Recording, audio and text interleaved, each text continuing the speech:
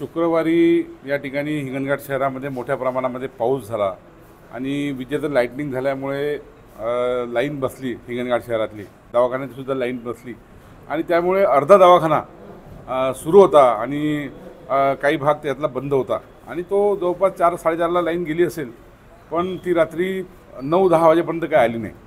आणि दुर्दैवाने त्या ठिकाणी लहान मुलं जे बाळंतीण महिला भगिनी त्या ठिकाणी होत्या आणि त्यामुळे त्यांना त्या ठिकाणी जे त्रास झाला त्यामुळे त्यांनी सांगितलं.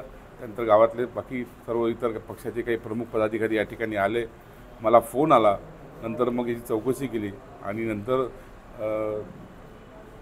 मी त्यांना सांगितलं की मी आल्याबरोबर मी तेव्हा मुंबईला होतो आणि नंतर आज आल्याच्यानंतर मी लगेच त्याची बैठक घेतली आणि बैठक घेऊन डेप्युटी डायरेक्टर आपले उपसंचालक श्री शंभरकर साहेब आणि आपले सिव्हिल सर्जन श्री वाघ साहेब यांना मुद्दाम बोलावलं, त्याचप्रमाणे पत्रकारांना बोलावलं आणि काही जे सर्व पक्षाचे प्रमुख पदाधिकारी आहेत, राष्ट्रवादी शरद पवार गट किंवा अजून इतर पक्षाचे लोक या ठिकाणी, काँग्रेसचे वगैरे सर्व पक्षाचे आणून या ठिकाणी चर्चा झाली, पत्रकारांची चर्चा झाली आणि असं ठरलं की जे मुद्दे या ठिकाणी मांडले मगाशी सर्वांशी आम्ही समजून घेतले. ज्यामध्ये काही मुद्दे होते की जनरेटर आहे पण ते लावलं नाही, त्याला डिझेल वापरत नाही, ॲम्ब्युलन्स आहे पण ते ॲम्ब्युलन्स देत नाही, त्यानंतर इथे अस्वच्छता आहे, इथे जे संडास बाथरूम आहे त्याची सफाई होत नाही, औषधी साठा कमी आहे, अशा अनेक प्रकारच्या या ठिकाणी मगाशी तक्रारी आल्या.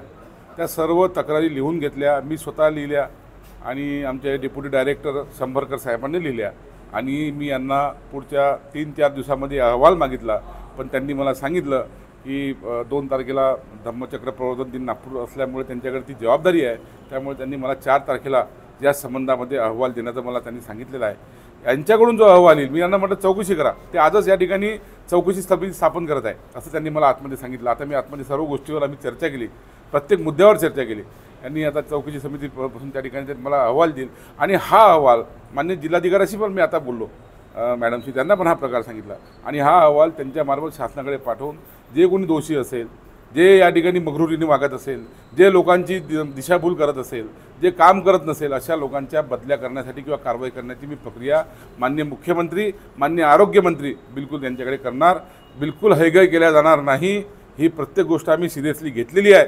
जे वारंवार या ठिकाणी शासन खर्च करून शासन या ठिकाणी पूर्ण गोरगरिबासाठी एवढ्या योजना आणतात, पण इथले जे काही कोणी अधिकारी असेल त्यांना असं वाटते का माझ्या खिशातून वैयक्तिक चाललेले आहे किंवा अजून काय वाटतं त्यांना माहीत नाही, दुर्लक्ष करतात आणि हे मगरुरी जे भाषा करतात त्याच्याविरुद्ध 100% कारवाई करणार आणि त्यांना इथून दुसऱ्या ठिकाणी त्यांची बदली करणार मागणार. अनेक सदस्य अनेकांनी म्हटले की डॉक्टर उपस्थित नसतात किंवा रेफर सुद्धा केलं जातं. रेफरचा विषय होता की लहान लहान गोष्टीला रेफर करतात असं यांचं म्हणणं होतं, पण याचं मी सांगितलं की मागच्या 20 दिवसातले म्हणजे आजपासून 20 दिवस आधीचे जेवढे काही रेफर आहे हे तपासा आणि या रेफरमध्ये समजा जर काही आढळलं म्हणजे एक अतिशय किरकोळ गोष्ट आहे आणि यासाठी जर रेफर केली असेल तर मग त्याच्यावरती चौकशी झाली पाहिजे, कारवाई फिक्स झाली पाहिजे. अशा पद्धतीचं मी सुद्धा मी विनंती केली आहे डेप्युटी डायरेक्टर साहेबांना आणि तिथे आपल्यामध्ये सांगतील. त्याच्याबद्दल हे चौकशी करणार आहे, आता तपासणार आहे.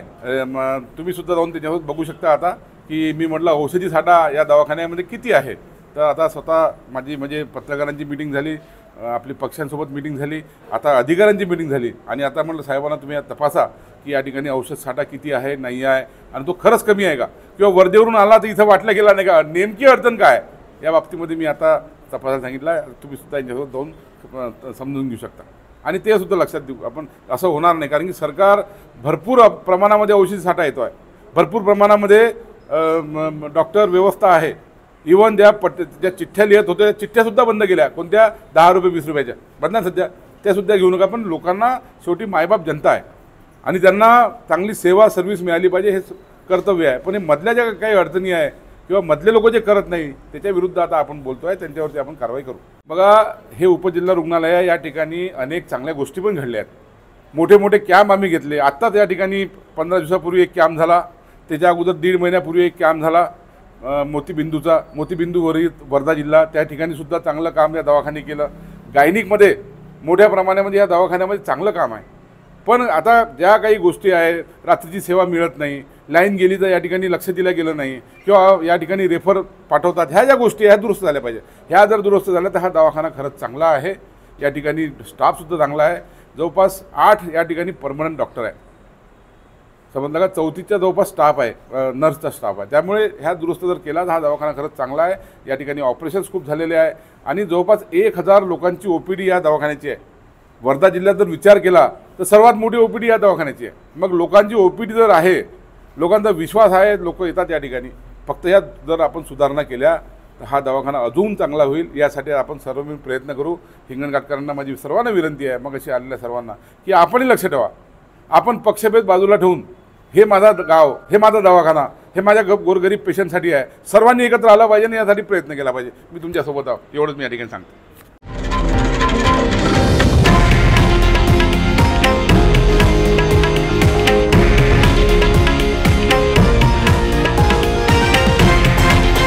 हे आहे देशातील नंबर 1 न्यूज नेटवर्क आणि आपण पाहत आहात TV9 मराठी, एकमेव.